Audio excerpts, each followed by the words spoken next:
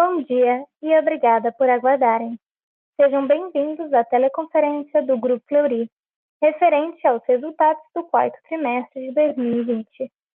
São presentes hoje conosco o Sr. Carlos Marinelli, presidente, e o Sr. Fernando Leão, diretor executivo de Finanças e Relações com Investidores.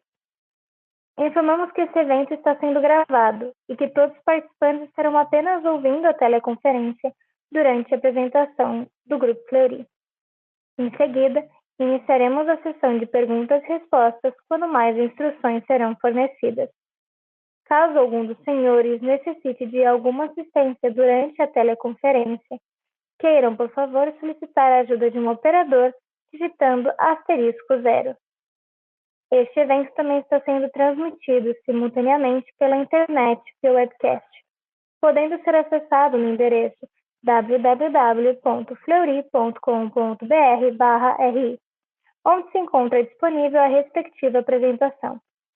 A seleção dos slides será controlada pelos senhores. O replay deste evento estará disponível logo após o encerramento.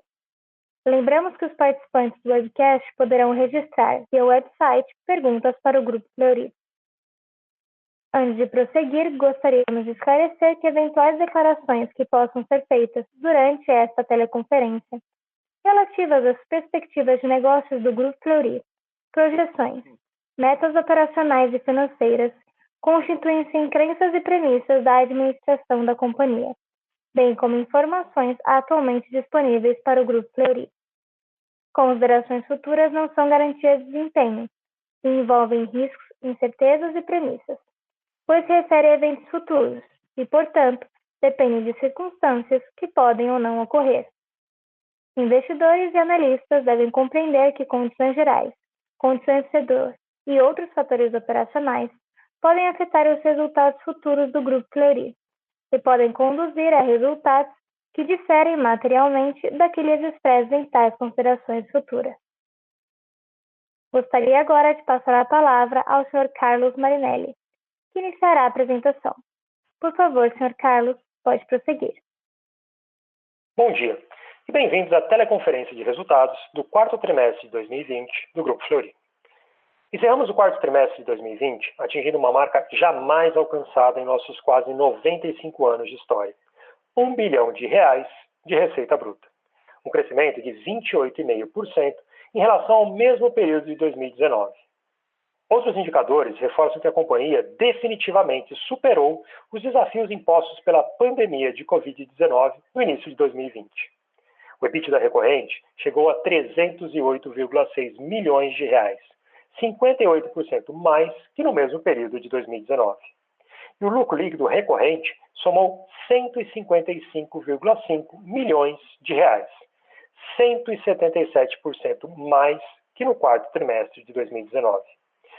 Esses números tão expressivos não são apenas um feito histórico, mas principalmente a confirmação de que estamos no caminho certo, em nosso objetivo de nos tornarmos uma companhia de saúde cada vez mais completa, que investe pesadamente em tecnologia para criar ofertas inovadoras de produtos e serviços de saúde para indivíduos e empresas, e capaz de aproveitar as competências já desenvolvidas para dar novos saltos de crescimento no futuro.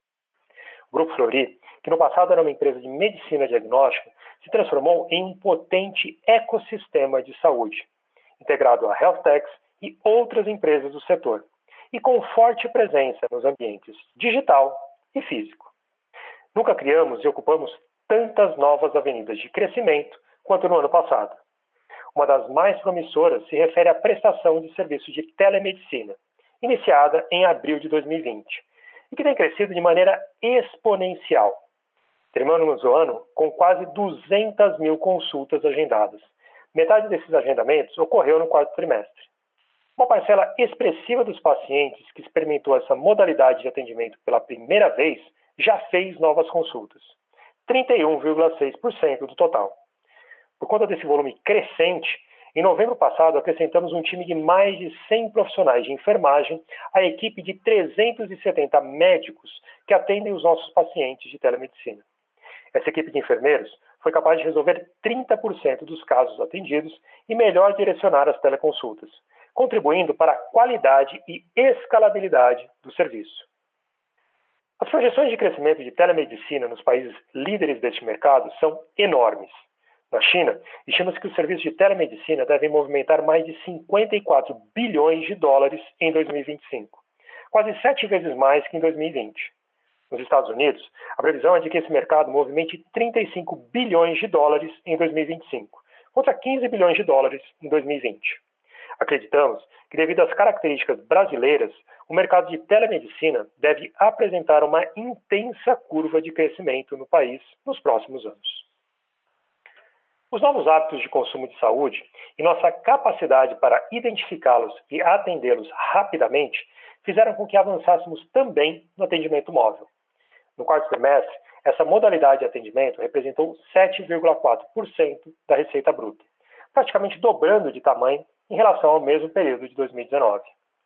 O avanço da telemedicina e do atendimento móvel mostra que os clientes querem cada vez mais assumir o protagonismo de sua própria saúde e consumir serviços e produtos de forma híbrida, não só presencial, mas também remota. Temos convicção de que esse comportamento vai se intensificar nos próximos anos. Por isso, parte significativa de nossos esforços em 2020 foi desenvolver as competências necessárias para o encontro desse novo modelo. Na nossa visão da saúde do futuro, mais importante que a abertura de novas unidades físicas de atendimento será a nossa capacidade de integrar os dados dos usuários e fazer ofertas em que os consumidores consigam aproveitar todos os benefícios de nossa multicanalidade. Em setembro passado, demos um grande passo nessa direção ao lançar Saúde D, uma plataforma digital pioneira que já nasceu com 7 milhões de vidas. Numa primeira fase, esse marketplace era apenas B2B e estava disponível para operadoras e empresas que contratam serviços de saúde para seus colaboradores. Desde o começo, uma das perguntas que mais ouvíamos era: quando haverá uma versão B2C? A resposta vem em fevereiro desse ano, quando a Saúde D lançou sua assinatura de serviços em saúde diretamente ao consumidor final. Essa iniciativa representa uma opção de acesso à saúde de qualidade para pessoas que não possuem plano de assistência médica. Hoje, quase 75% da população brasileira. Em nossa visão, Saúde D se consolidará como um hub de serviços e produtos de saúde, com pacotes que podem incluir telemedicina, exames diagnósticos, descontos em medicamentos e outras ofertas que serão incluídas na plataforma. No quarto trimestre, anunciamos 2 novas aquisições relevantes. Uma delas foi a do Centro de Infusões Pacaembu, com 6 unidades de atendimento na cidade de São Paulo, e que vem se somar à bem-sucedida experiência com o Centro de Infusões próprio que inauguramos em 2019. A outra foi a aquisição de 80% da tradicional clínica de olhos Moacir Cunha, na capital paulista. A oftalmologia é uma especialidade com demanda crescente no Brasil, graças à sua forte correlação com o envelhecimento populacional. A clínica de olhos Moacir Cunha é um exemplo de solução fim a fim, que atua em consultas clínicas, exames diagnósticos e cirurgias oftalmológicas ambulatoriais.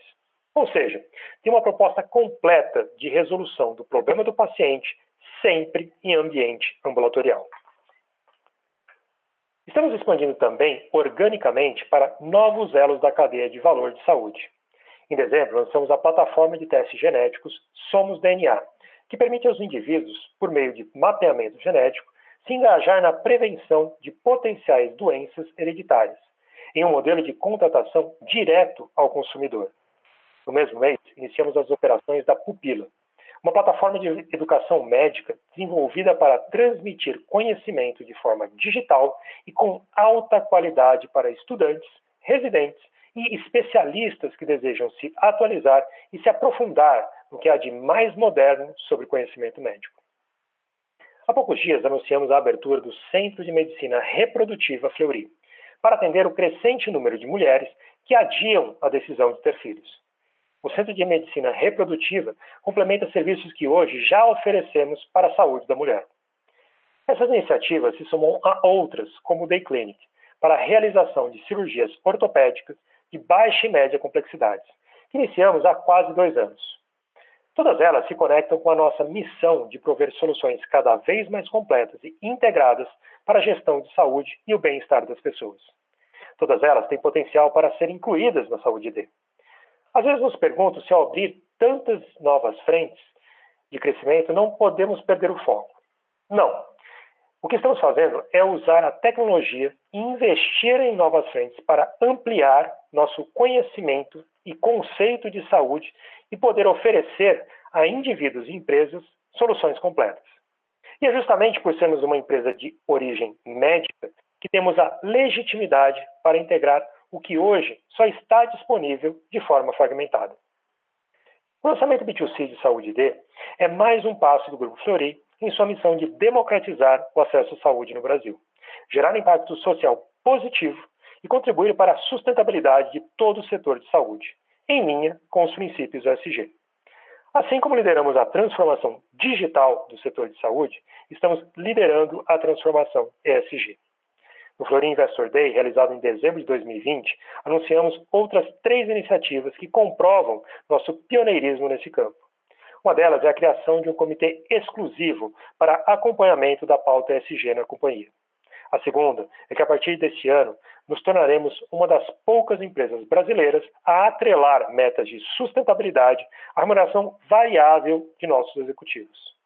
Finalmente, anunciamos um projeto de utilização de energia solar para abastecer parte das 117 unidades do grupo em São Paulo e no Rio de Janeiro, a partir do segundo semestre deste ano.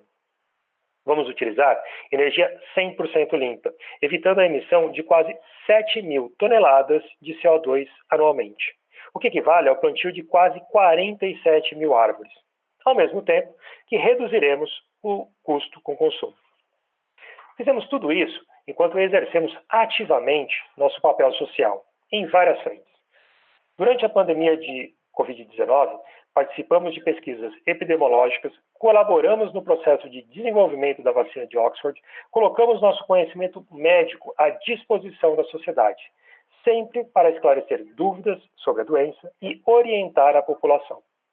Todos esses esforços no campo ESG têm sido reconhecidos internacionalmente. Em dezembro de 2020, o Grupo Fleury passou a integrar o índice Dow Jones de sustentabilidade na carteira de mercados emergentes.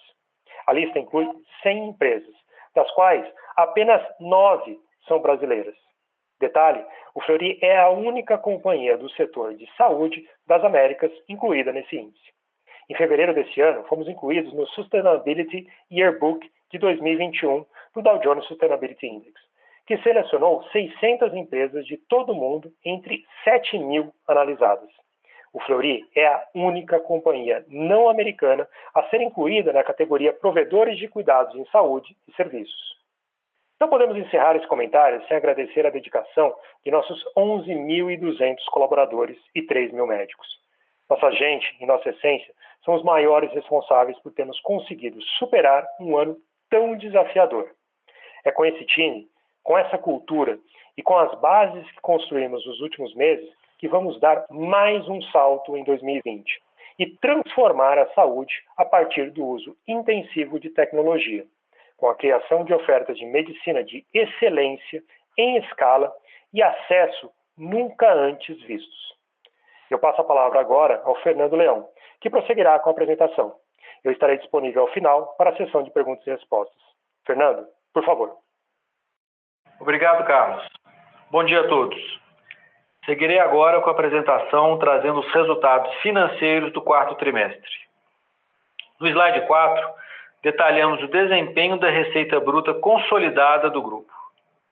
A receita bruta total registrou um novo recorde no quarto trimestre, atingindo R$ 1 bilhão, com expressivo crescimento de 28,5% em comparação ao quarto tri de 19.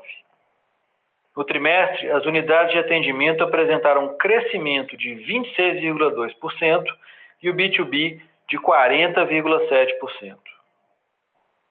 No ano de 2020, o crescimento foi de 2,1%, com redução de apenas 0,3% nas unidades de atendimento e expansão de 15% nas operações B2B. No próximo slide, número 5, mostramos no gráfico superior a evolução mês a mês da receita no quarto trimestre de 20 em relação ao quarto trimestre de 19. A retomada dos volumes de exames eletivos nas unidades de atendimento ocorrida durante o terceiro trimestre se manteve em patamares elevados durante todo o quarto trimestre, acelerando ainda mais no mês de dezembro, quando atingiu crescimento de 45,2% em relação a dezembro de 2019. No trimestre, o crescimento foi de 26,2% na comparação com o ano anterior.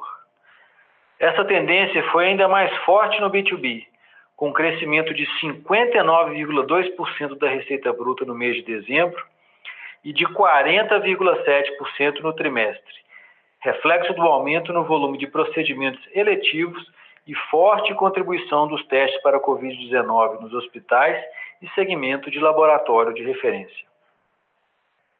No gráfico inferior, trazemos a participação dos exames de Covid-19 nos resultados. Em função do aumento do número de casos registrados a partir do mês de novembro, registramos um volume relevante de exames no trimestre, onde foram realizados mais de 750 mil exames. A participação dos exames RT-PCR e sorologia representou 11,1% da receita consolidada do grupo, em comparação aos 10,7% e 17,3% da receita registrada no terceiro e segundo trimestres, respectivamente. Nas unidades de atendimento, a participação foi de 8,2% e no B2B de 24,4%. Indo para o slide número 6, verificamos com mais detalhes o desempenho do portfólio de marcas. No gráfico à esquerda, temos a visão do trimestre, onde a receita bruta das unidades de atendimento apresentou crescimento de 26,2%, sendo 22,6% orgânico. No trimestre, todas as marcas da companhia apresentaram crescimento relevante, com destaque para as marcas Fleury e Amai São Paulo, que registraram expansão de 24% e 20,9%, respectivamente. As marcas regionais também apresentaram forte expansão de 61,3%, com parte relevante vinda das aquisições realizadas. Nas marcas do Rio de Janeiro, o crescimento foi de 17,1% no trimestre. À direita, observamos o desempenho das marcas no ano de 2020, onde as unidades de atendimento apresentaram retração de apenas 0,3%. No slide número 7, destacamos as glosas e receita líquida. Observamos que o indicador de glosas atingiu as importantes marcas de 1% no trimestre e 1,1% no ano, redução de 36 e 26 basis points, respectivamente. Na parte direita do slide, a receita líquida apresentou expansão de 28,9% no quarto TRI de 20, totalizando 928,2 milhões de reais, enquanto que no acumulado totalizou 3 bilhões de reais, com crescimento de 2,3%. Nos próximos slides apresentaremos os principais indicadores financeiros. Ressalto que desde o primeiro trimestre de 2020, todos os números estão com IFRS 16 arrendamentos, exceto quando indicados. Os números apresentados versus 2019 estão na mesma base de comparação. No próximo slide, número 8, destacamos a evolução dos custos e despesas operacionais. No gráfico à esquerda, observa-se que tivemos um aumento de 22,7% nos custos no trimestre. A variação se deu majoritariamente nos custos com material direto e intermediação de exames, em função dos custos com aquisição de reagentes para a realização dos exames de Covid-19 e equipamentos de proteção individual para atendimento nas unidades. Nos custos de pessoal e serviços médicos, por exemplo, houve incremento de 6,7%, representando 30,1% da receita líquida, redução de 626 basis points em relação ao mesmo período anterior. No lado direito do slide, apresentamos as despesas operacionais. Nesse trimestre, tivemos um aumento de 26,5%. Considerando somente as despesas operacionais recorrentes, o aumento foi de 14%. O aumento decorre principalmente das despesas relacionadas a estratégia de plataforma de saúde e novos negócios. Nesse trimestre, tivemos ainda despesas não recorrentes relacionadas à provisão para contingências, em função de decisão judicial referente a ICMS sobre importação de equipamentos e insumos entre os anos de 2012 e 2019 no estado de São Paulo. Em 2020, os custos representaram um aumento de 7,1% e as despesas operacionais registraram um crescimento de 1,3%. Indo para o slide 9, observamos que o EBITDA atingiu 298,1 milhões de reais no trimestre, um crescimento de 52,8% e margem de 32,1%, expansão de 503 basis points em relação ao quarto TRI de 19. Excluindo os efeitos não recorrentes já citados anteriormente, o EBITDA totalizou 308,6 milhões de reais no quarto TRI de 20, com margem recorrente de 33,3%. No gráfico à direita, detalhamos a comparação acumulada do EBITDA, que totalizou 837,5 milhões de reais, redução de 4,9% em comparação a 2019, com margem de 28,2%. Excluindo os efeitos não recorrentes, o EBITDA totalizou 848 milhões de reais em 2020, com margem recorrente de 28,5%. No slide 10, o lucro líquido no período alcançou 139,5 milhões de reais, com crescimento de 148,7% em relação ao mesmo período de 2019. A margem líquida foi de 15% em comparação a 7,8% no quarto trimestre de 19. Excluindo os efeitos não recorrentes, o lucro líquido totalizou 155,5 milhões de reais, com margem recorrente de 16,8%. No gráfico à direita, abrimos a comparação acumulada do lucro líquido em 2020, que totalizou 257 milhões de reais e margem líquida de 8,6%. Excluindo os efeitos não recorrentes, o lucro líquido totalizou 273 milhões de reais no ano de 2020, com margem recorrente de 9,2%. No próximo slide, número 11, apresentamos à esquerda o gráfico do fluxo de caixa operacional, que registrou 272,3 milhões de reais no trimestre, aumento de 33%, impactado principalmente pelo forte crescimento do EBITDA no período. No capital de giro, a variação do contas a receber apresentou um impacto mais relevante decorrente do forte crescimento da receita durante o trimestre, principalmente aquele observado no mês de dezembro. No ano de 2020, o fluxo de caixa operacional registrou 647,1 milhões de reais, redução de 11,6%, impactado pela queda do EBITDA em relação a 2019. No gráfico à direita, o CAPEX no quarto trimestre totalizou 75,4 milhões de reais, com queda de 3,1%. Em 2020, o CAPEX totalizou 187,8 milhões de reais. Indo para o slide 12, o ROIC sem ágio, excluindo os efeitos do IFRS 16, para não afetar a comparabilidade com períodos anteriores, atingiu 32,4% no quarto trimestre de 2020. Excluindo os efeitos não recorrentes, o ROIC sem ágio atingiu 35,2%. À direita, mostramos o comportamento do NPS, que atingiu 70,4%, impactado pelo forte aumento da demanda no período. No próximo slide, número 13, trazemos mais detalhes do aviso aos acionistas divulgado ontem, no qual o Conselho de Administração da companhia aprovou a distribuição de dividendos no montante de 156,8 milhões de reais, equivalente a 49 centavos por ação. Cabe ressaltar que com essa distribuição, totalizamos 231,3 milhões de reais distribuídos sobre o lucro de 2020, representando 73 centavos por ação, um payout de 90% e um dividend yield de 2,7%. Por fim, no slide 14, incluímos os eventos já confirmados com o mercado nos próximos meses. Abriremos agora a sessão de perguntas e respostas. Muito obrigado a todos. Obrigada. Iniciaremos agora a sessão de perguntas e respostas. Caso haja alguma pergunta, por favor, queiram digitar *1. O senhor Fred Mendes, do Bradesco, gostaria de fazer uma pergunta. Bom dia a todos, obrigado pelo call. Eu tenho duas perguntas aqui.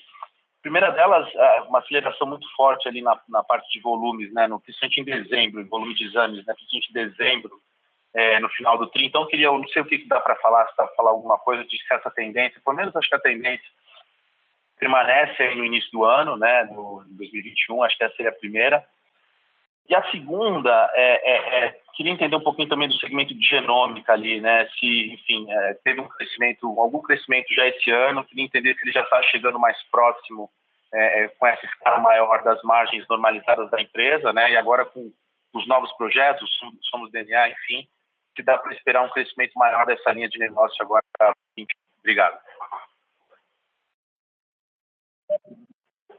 Oi, Fred, é o Carlos Marinelli, obrigado pela sua pergunta. Com relação aí à aceleração que você comentou, né, de dezembro, realmente a gente viu isso acontecendo, né, no quarto TRI. Sem dúvida nenhuma, a gente tem uma situação, isso eu acho que é muito notório e é óbvio, né, quando a gente vê o movimento de 2020. Ele teve ali um vale no segundo trimestre, como vocês puderam ver nos nossos resultados, e a retomada ela aconteceu a partir do terceiro trimestre, consolidando no quarto, e onde a gente conseguiu aí ter essa receita bastante destacada aí, de mais de R$1 bilhão, né, na receita bruta. E o que a gente vê agora nesse começo de ano é ainda uma receita que ela vem forte, sim. Vamos lembrar que a gente teve aí períodos que, do ponto de vista de ano calendário, né, eles foram muito diferentes do usual, dado que a gente teve aí festas de final de ano, lógico, né, ela sempre quebra um pouco o ritmo, mas toda a questão envolvida pela pandemia e o distanciamento social, limitações de viagem, tudo, colocaram uma dinâmica diferente, principalmente quando a gente pensa e reflete que saúde acabou sendo a prioridade das pessoas. Então, se cuidar, se manter são, cuidar dos seus, acabou sendo uma grande prioridade nesse final de ano e tem sido durante esse começo de 2021, de novo, falando aí sobre a questão de ano calendário, a questão, por exemplo, do carnaval, que não ocorreu, né, o feriado ele ficou, para uns houve, para outros não houve a questão das festas de carnaval, logicamente movimentação, viagens ficaram limitadas e as pessoas elas também aproveitaram esse período todo para continuar se cuidando e continuar visitando eventualmente médicos para questões existentes ou para permanecer saudável. E lembrar que isso é algo que está cada vez mais na cabeça das pessoas, permanecer saudável, né? Não ficar doente. A gente sabe que diante da pandemia e de todos os riscos que estão instalados, e infelizmente a gente tem visto aí notícias de um crescimento aí, principalmente de ocupação de leitos de maior complexidade, ocupação de leitos em hospitais, que deixa a gente muito alerta. E as pessoas, logicamente, vão continuar mais ainda cuidando para se manter saudáveis. Com relação a essa questão do quarto trimestre e do começo desse ano, acho que um ponto muito importante a destacar, Fred, é que sim, houve um aumento de demanda. Mas é muito importante destacar, e eu tenho particularmente um orgulho muito grande da companhia, sobre o ponto de vista da capacidade de execução. Isso é muito importante. A gente está falando de uma receita recorde, volumes recorde, mas dentro ainda de muitas limitações, muitas condições que não são as tradicionais ou as normais. Então, a companhia teve que ter uma capacidade de execução dentro dessas limitações, dentro dessas questões ligadas a distanciamento social, medidas de proteção, limite de ocupação dos nossos espaços pelos clientes e colaboradores, que a gente teve que se reinventar o tempo inteiro. A gente tem feito isso durante 2020 e nesse quarto trimestre, acho que nesse começo de ano, a gente tem mostrado isso de uma maneira muito consistente, que é aproveitar toda essa capacidade produtiva, essa capacidade de organização e entregar um serviço diferenciado. Bom, senhores, eu acho que não teve um problema técnico, a gente voltou. Fred, eu não sei até que ponto, se você pegou o começo da minha resposta aí sobre genômica. Marinelli, eu acho que parou na hora que você estava falando das tendências e que o calendário vem ajudando, né, em função das limitações das viagens. Acho que caiu nessa parte, por favor. Perfeito, então. Bom, então vamos lá, né? A gente viu um calendário que ele foi muito diferente, né, em 2020, por conta da questão das restrições aí que a população teve, seja no Natal, seja nas festas de final de ano. Então, muita gente que deixou de viajar, deixou de se movimentar, e a gente viu isso acontecendo também, né, em 2021, no começo do ano, e também na questão do Carnaval, né? O Carnaval ele não foi exatamente um feriado, né, como a gente sempre estava acostumado a ver, a questão da limitação das viagens e, lógico, a ausência de festas, como a gente via anteriormente. Então, do ponto de vista de ano calendário, né, você tem alguns, digamos, benefícios, né, tanto em 2020 quanto em 2021. E o que eu comentei, né, anteriormente é que você tem aí uma intensificação de como as pessoas permanecem se cuidando, permanecem procurando se manter saudáveis, né, a qualquer pequeno sinal procuram, né, um médico, uma orientação para poder identificar se há alguma questão relacionada, lógico, à Covid, mas outros temas também. Então, a gente tem um contexto de mercado, um contexto de serviços, ele tem sido favorável pelo ano calendário, né, a questão dos feriados, de você ter menos movimentação das pessoas, saírem menos dos grandes centros, que é onde nós temos os nossos negócios, e você tem também uma conscientização sobre a questão da saúde e a manutenção da saudabilidade das pessoas, que faz com que naturalmente se procure aí os serviços de saúde para não ficar doente. Então, todo mundo quer evitar, né, ir para o hospital, ficar doente, se contaminar, quer preferir se manter saudável, usar serviços ambulatoriais, o serviço em casa, o drive-thru nosso, ou mesmo fazer uma consulta de telemedicina. Então, essa é uma configuração que ela está permanecendo também, a gente está vendo ela no ano de 2021, e, logicamente, esse é um vetor para volumes. Eu passei depois, né, para a resposta da questão da genômica, e o que eu estava comentando é que, lógico, a gente esperava um crescimento de genômica maior no ano de 2020, sem dúvida nenhuma. Genômica também foi afetado pela pandemia, dado que a gente teve um vale grande ali no segundo trimestre, né, e ele permaneceu, e para ele voltou um pouco depois dos demais exames no terceiro trimestre, mas mesmo assim a gente acha que foi um ano bom na área de medicina de precisão e personalizada. Nós entendemos que essa é uma tendência absolutamente sem volta. Os exames de genômica vão crescer, e vão crescer exponencialmente, e aí a gente tem alguns pilares, né, que fazem com que essa seja uma área de atenção muito grande da empresa. O primeiro é que a medicina de precisão e personalizada é o futuro.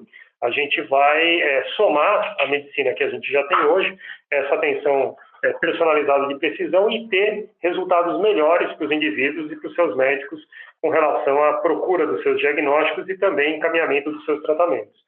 O segundo ponto é que a gente, com esses volumes maiores e com maior acesso à tecnologia, a gente vai barateando os exames de genômica e medicina de precisão personalizada. Isso faz com que a gente dê maior acesso às pessoas para esses exames. Prova disso, lançamos aí Somos DNA, que ele trabalha dois aspectos, tanto a questão de um preço mais acessível, como também a maior acessibilidade do indivíduo, dado que ele não precisa de um pedido médico para fazer esse exame na Somos DNA. Ele pode procurar ativamente saber mais da sua saúde e, inclusive, ter ali um aconselhamento com um profissional da área de genética. Tudo isso feito de uma maneira digital.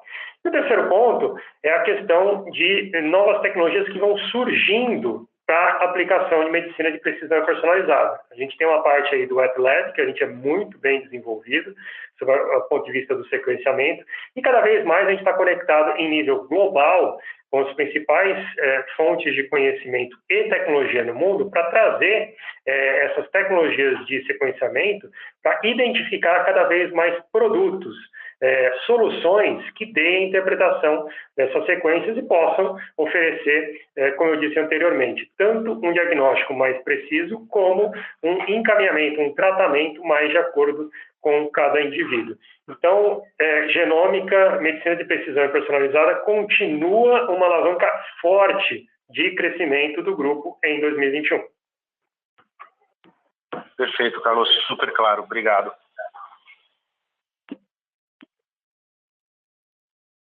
A senhora Eugênia Cavalheiro, do JP Morgan, gostaria de fazer uma pergunta. Bom dia, pessoal. Espero que vocês estejam todos bem. Obrigada por pegar minha pergunta.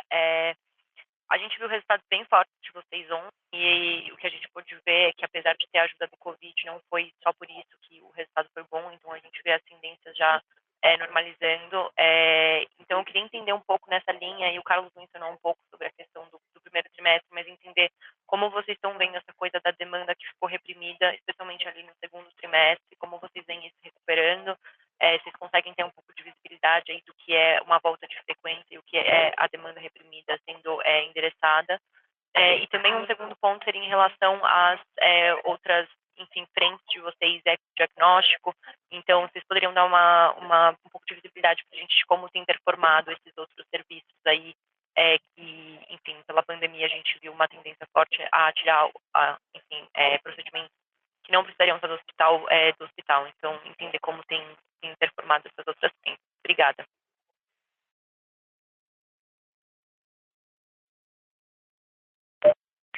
Obrigado, Eugênia, Carlos Marinelli.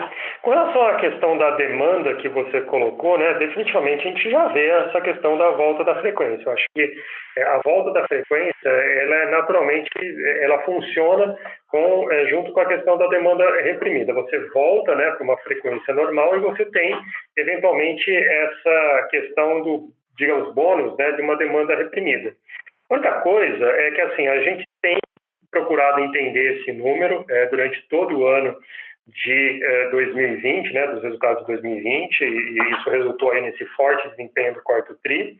Mas, mesmo quando a gente faz as nossas proxies, a gente vê um comportamento ainda que ele é diferente do usual. O que eu estou falando com relação a isso aqui?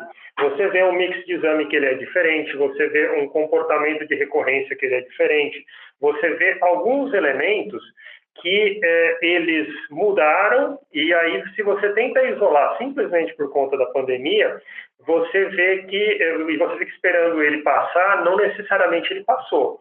Então, assim, a gente está entendendo novamente a demanda, a gente está compreendendo novamente o que é esse comportamento do usuário, mas o que a gente está vendo é fortemente as pessoas procurando ativamente os serviços, como eu disse anteriormente, tentando se manter saudáveis, vendo, digamos assim, um contexto onde ela quer evitar possíveis origens de uma saúde mais frágil de qualquer natureza, não só, logicamente, na parte respiratória, mas de qualquer tipo de natureza, por entender que estar mais saudável, permanecer saudável, faz com que ela tenha, digamos assim, um preparo melhor e para enfrentar qualquer adversidade com relação à saúde. A gente vê essa consciência vindo de uma forma muito forte na cabeça das pessoas.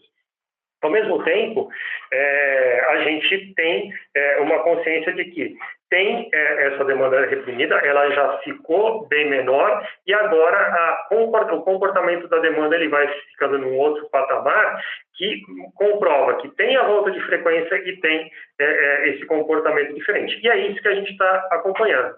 O que eu estou querendo dizer aqui é que talvez a gente começou a estabelecer um novo normal do que é essa procura em relação aos diagnósticos. A gente não tem tempo suficiente de análise ainda para cravar esse ou aquele, mas a gente vê uma mudança de comportamento. Lógico, ela é multivariável, essa mudança de comportamento. Então, a gente tenta isolar isso, a gente é muito forte e muito atencioso à questão dos números e à questão dos modelos, até para a gente projetar planejamento de demanda e oferta dos nossos serviços, dar maior eficiência dos serviços, mas ainda tem umas variáveis que a gente está procurando uma clareza para incorporar nos modelos antes de qualquer coisa. Então, voltou à frequência, teve demanda reprimida, mas o comportamento também tem mudado.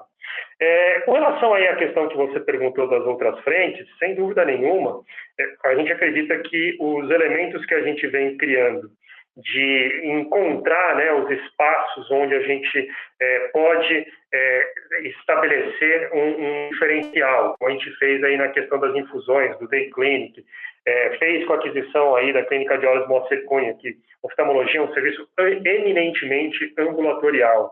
Você não vai fazer, é muito pouco provável você fazer uma cirurgia oftalmológica dentro de um complexo grande hospitalar, você faz isso muito mais no ambiente ambulatorial.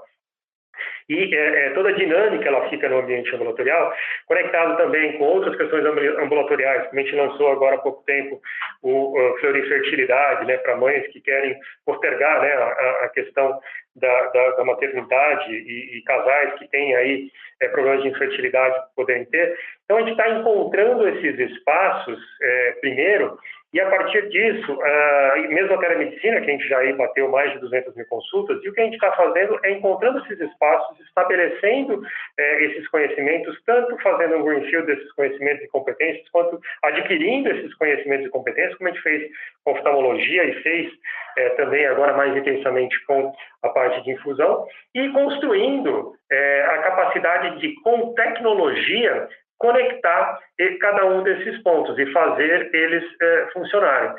O próximo passo, né, de tudo isso que a gente está fazendo, e a gente já está trabalhando nisso, é ver como que esse potencial de integração de informação, esse potencial de conexão gera um ambiente de experiência para as pessoas dentro de um ambiente eminentemente ambulatorial, conectado tanto digital quanto físico, para a gente ter um destravamento do valor total do setor de saúde. Então, a gente encontrar esses espaços, estabelecer essas conexões, integrar as informações, entender todo o potencial que tem, fazer com que isso libere todo o potencial que o setor de saúde tem e de dar mais acesso, dar mais escalabilidade para a medicina de excelência e destravar o valor que a gente com certeza tem dentro da companhia, dentro da sua estratégia, tem sido o que a gente tem buscado nesse momento e que a gente vai buscar durante 2021, sempre a partir do uso intensivo de tecnologia, mas nunca descuidando para o fato de que saúde não é só tecnologia, saúde precisa do humano, saúde precisa do toque. E é isso que a gente está fazendo com a nossa estratégia.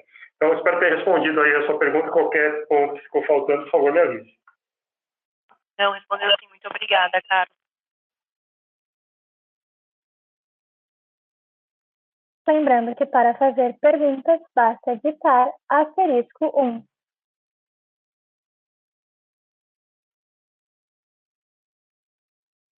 O senhor Emerson Vieira, de Itaú, gostaria de fazer uma pergunta. Bom dia, pessoal. Bom, são duas perguntinhas rápidas aqui do meu lado. A primeira diz respeito ao atendimento domiciliar, né?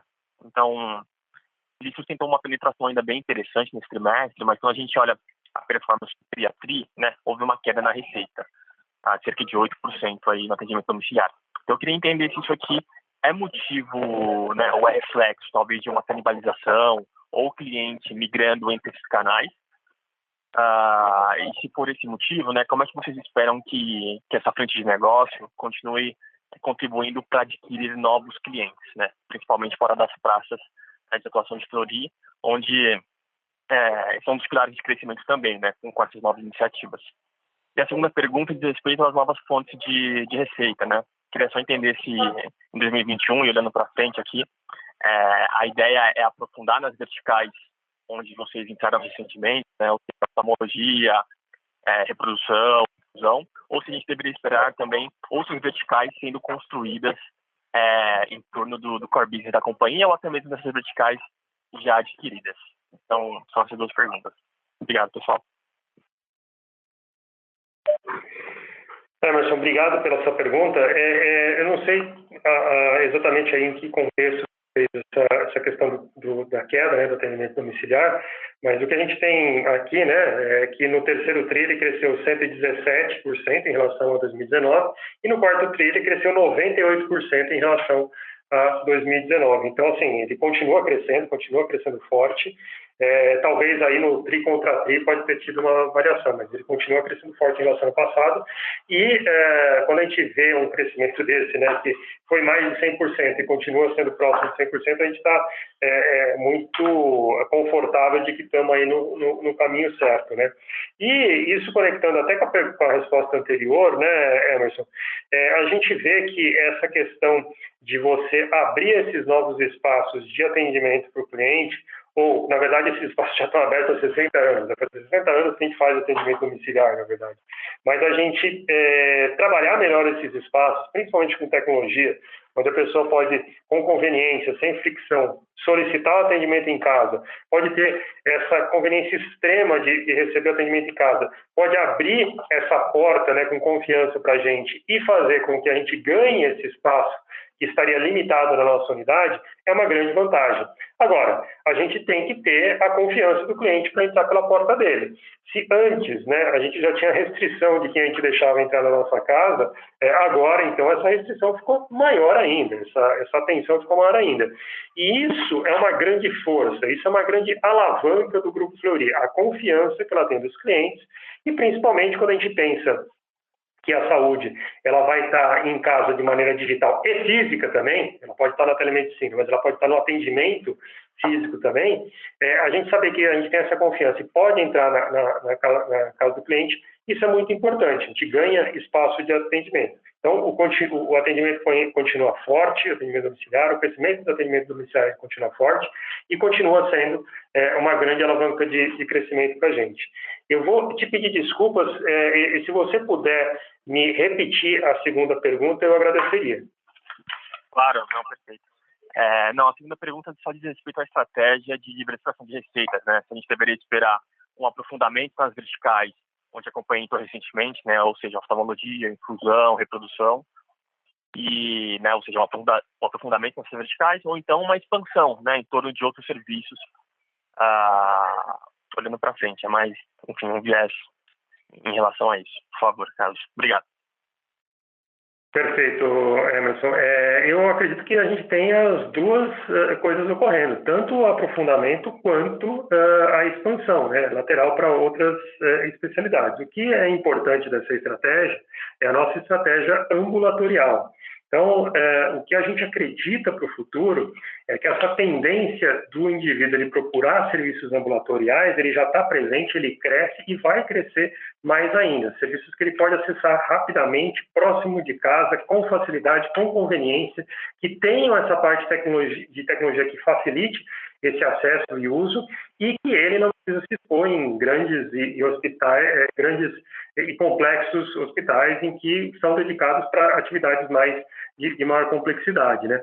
Então, você vai ver aí a gente cada vez mais indo a fundo, né, nessas especialidades que a gente já fez aquisição, como, por exemplo, aí a parte de oftalmologia, mas, lógico, uma companhia do nosso tamanho, com a nossa marca, com a nossa competência instalada, com a nossa história, e que fez definitivamente uma transição em 2020 de laboratório, medicina diagnóstica para saúde em geral, a gente vai procurar outras verticais, outras especialidades de saúde que tenham esse viés, essa predominância de serviços ambulatoriais. É o que a gente está fazendo, é o que a gente quer fazer, é o que a gente está fazendo nesse momento e é o que a gente vai estar apresentando aí ao longo de 2021. Obrigado, Carlos. Perfeito.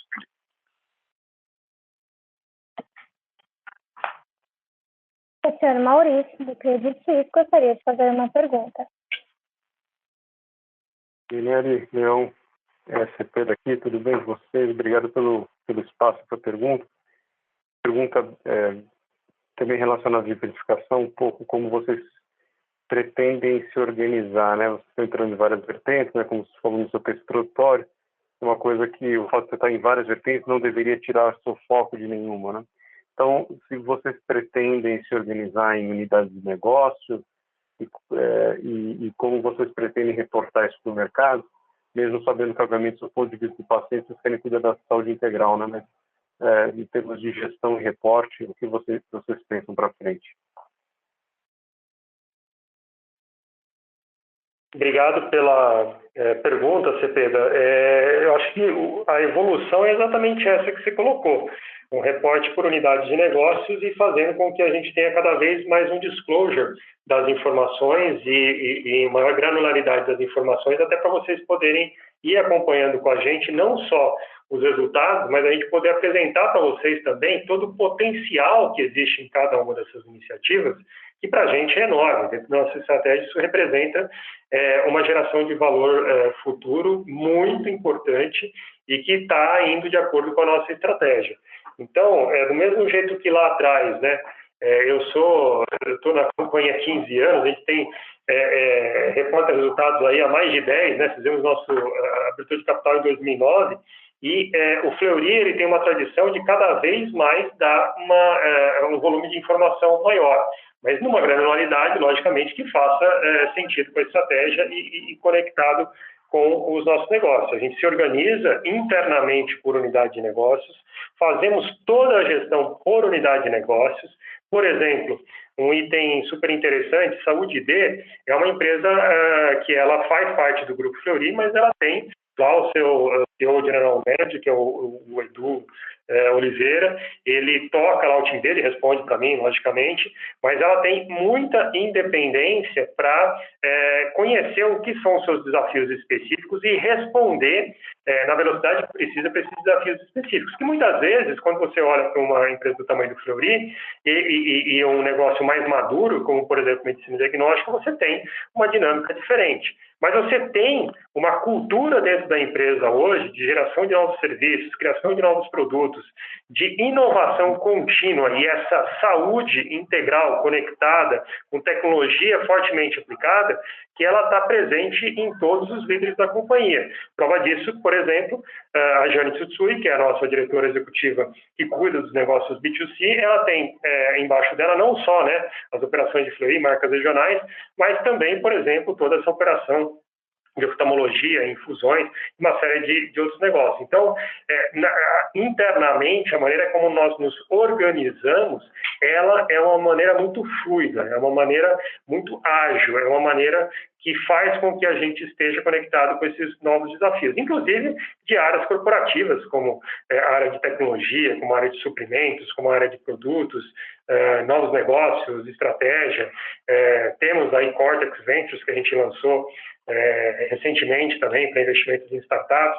Então, o que a gente quer cada vez mais é fazer com que esse dinamismo e esse modelo de gestão, que para a gente aqui está tão conectado, está tão bem estruturado e que está indo de acordo com a nossa estratégia, a gente possa refletir isso em transparência de informações para vocês, exatamente para que esse valor possa ser melhor calculado aí por vocês, analistas e pelo mercado, e que a gente possa, como eu disse anteriormente, né, destravar todo esse valor que está muito intenso dentro da companhia. Então, vamos ter uma abertura maior de informações conectado mais intensamente com o modelo de gestão que a gente já tem aqui dentro da companhia.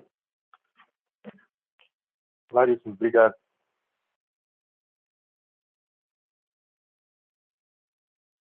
O senhor Tobias, do Citibank, gostaria de fazer uma pergunta.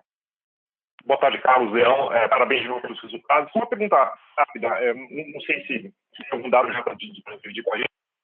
Agora, com a assinatura, o lançamento da assinatura no Saúde D, quer dizer, toda essa aposta que vocês estão fazendo especificamente, já dá para dizer alguma coisa? Tem alguma coisa concreta que já pode ser dita desde que vocês aceleraram, introduziram uma nova série, ou introduziram a primeira série de produtos especificamente? Talvez seja um pouco cedo, mas só para entender um pouco como é que tem sido a recepção. Obrigado de novo. Beleza, obrigado. A recepção tem sido muito boa, né, em relação a esse produto. A gente já tem aí com um lançamento que ele foi muito mais, né, de informação para o mercado do que necessariamente de marketing. A gente não fez exatamente um lançamento de marketing desse produto. A gente já usou os canais que a gente tinha.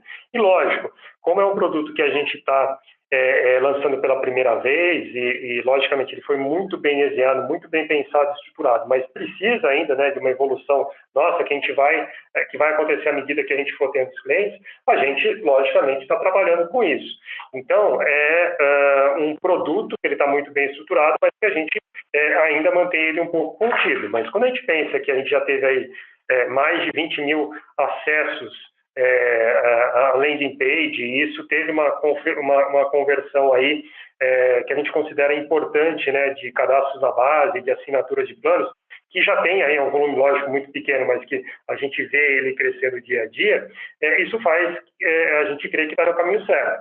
À medida que os usuários começarem a utilizar, a gente começar a ver essa integração, começar a ver o boca a boca, a gente acha que isso vai crescer mais ainda. E para essa primeira fase, a gente já tem na cabeça, inclusive, um número em que a gente quer chegar e que a gente quer, inclusive, eventualmente, dependendo do timing que isso chegar até, criar, né, um estudo maior, com uma nova versão, e a gente está seguindo no caminho. Então, comparativamente com os números da empresa, lógico que é muito pequeno e não tem toda essa importância relativa do seu ponto de vista financeiro, mas para efeito da gente entrar em algo que a gente nunca tinha feito antes, tem um ganho enorme de experiência e é o que a gente tem visto. Tem sido bem recebido, tem tido muito acesso, a gente está trabalhando continuamente para ampliar essa comunicação à medida que a gente vê essas respostas e a gente espera que durante 2021 esses números sejam relevantes para a gente compartilhar nossa experiência com vocês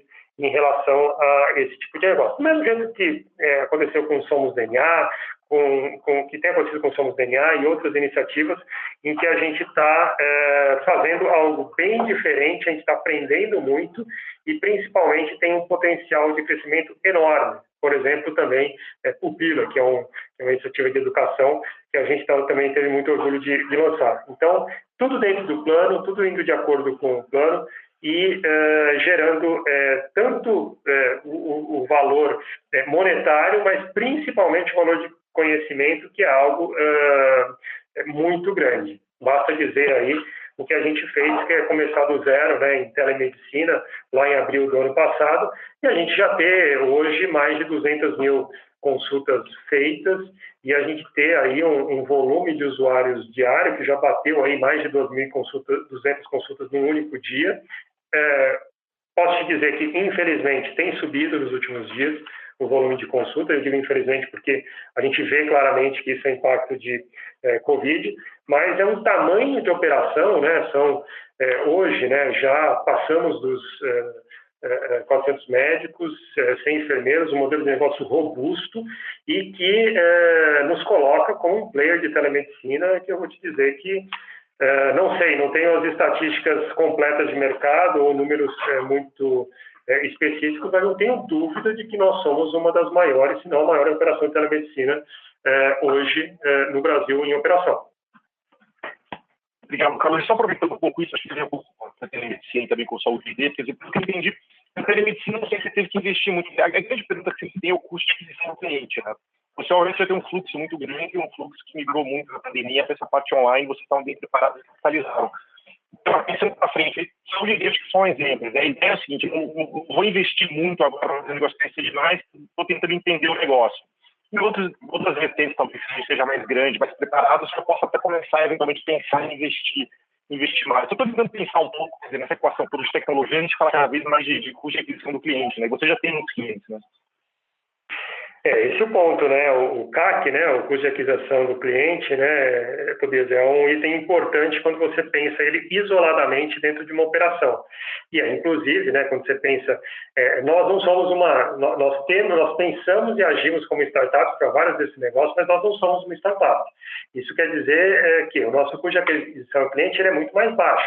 Seja porque eu já tenho relacionamento com a operadora, seja porque a pessoa já é meu cliente, e o que a gente tem feito ao longo do tempo é exatamente sair de um relacionamento que ele era unicamente dependente da parte de medicina diagnóstica, mas embora a medicina diagnóstica tenha crescido, como a gente tem conversado, e expandir esse relacionamento para outras fontes de solução e de entrega de valor para o cliente que ele quer, que ele precisa e que a gente acredita que é o futuro da saúde, mas que coloca a gente definitivamente como uma empresa de saúde, ou seja, gerar novas fontes de capturar novas fontes de receita a partir do mesmo cliente, a partir do uso intensivo de tecnologia e de uma solução que é superior para ele e que, uma vez integrada a informação, uma vez conectada à jornada do paciente, você faz com que o sistema ele seja muito mais sustentável, porque você não tem, por exemplo, repetição de exames, você tem informação fluindo e tem decisões médicas e terapêuticas que é baseado em melhor informação, você tem uma continuidade do cuidado com acessibilidade, escalabilidade e conveniência para o usuário, que faz com que, logicamente, o desfecho ele tenha essa tendência a ser superior. Então, a gente está, como eu disse, achando esses espaços, conectando esses pontos com uso intensivo de tecnologia para encontrar esse potencial e destravar o valor enorme que o sistema de saúde tem para trazer benefícios para mais gente e numa escala nunca antes vista. Então, custo de aquisição para a gente é menor, investimento a gente está fazendo intensamente, você pode ter certeza disso também, só que a gente, diferente de uma startup, não é que você coloca dinheiro e roda a startup. A gente está ali, às vezes entra como CAPEX, às vezes entra como OPEX, porque a gente tem a operação rodando, no caso, por exemplo, de saúde D, e a gente continua investindo muito forte. Ao mesmo tempo que vocês podem ver pelos números da companhia, a gente mantém a companhia extremamente saudável do seu ponto de vista financeiro, de retorno para o acionista, continuando a ser uma empresa benchmark do setor em termos de retornos. Perfeito, ótimo. Obrigado, Júnior. Boa tarde.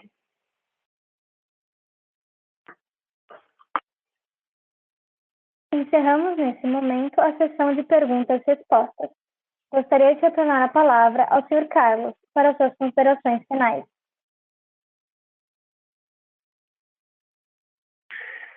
Bom, eu queria agradecer a todos aí por nos acompanhar nesse release de resultados do quarto trimestre. Dizer que a companhia, como a gente colocou aqui, continua forte, continua sólida. Agradecer novamente nossos 11.200 colaboradores, 3.000 médicos, porque foram eles, né, que entregaram esse resultado durante o ano de 2020, muitas vezes trabalhando com restrições em termos de condições de espaço, as questões relacionadas à Covid, mas sempre em segurança, definitivamente, essa sempre foi a nossa prioridade, então sempre com os equipamentos necessários, sempre com os elementos necessários. Dizer que a gente tem uma felicidade muito grande de poder ajudar a população em geral nesse momento, mais ainda por abrir esse capítulo que para nós é uma frente importante em ESG, que é a questão do lançamento de saúde ID do B2C, trazer saúde de excelência em escala e com acessibilidade para cada vez mais pessoas. E dizer que a gente espera também um 2021 que ele seja muito importante para a companhia. Então, é uma continuidade dessa transformação digital que a gente está fazendo na saúde, uma transformação que também do seu ponto de vista de sustentabilidade, uma transformação ESG, e com todo o poder que isso tem de fazer com que companhias sejam mais responsáveis e atuem melhor com sua responsabilidade social, e dizer que a gente tem uma estratégia clara, um caminho muito bem estabelecido, iremos continuar nesse caminho e temos uma convicção de que é o caminho certo, uma saúde cada vez mais ambulatorial, uma saúde cada vez mais de excelência, uma saúde cada vez mais que pode ser praticada em escala, cada vez mais híbrida, digital e física, e que traga um resultado cada vez mais sustentável para a nossa sociedade. A inclusão de mais gente dentro do sistema de saúde que pode fazer mais com os recursos que tem, pode entregar mais valor para todo mundo com os recursos que tem. E eu queria finalizar aqui me sensibilizando com o momento e dizendo a todos que permaneçam com seus cuidados. A gente ainda está longe do fim da pandemia, a vacina ainda não é disponível na escala necessária, e dizer que a todo momento redobrem seus cuidados, tomem seus cuidados e permaneçam com as medidas que a gente já tão bem sabe para a segurança nossa, dos nossos queridos e de todas as pessoas que precisam dessa nossa atenção. Tá ok? Muito obrigado a todos vocês, um ótimo dia e nos vemos na divulgação de resultados do primeiro TRI de 2021. Grande abraço. O Conference Call Fleury está encerrado. Agradecemos a participação de todos. Tenham um bom dia.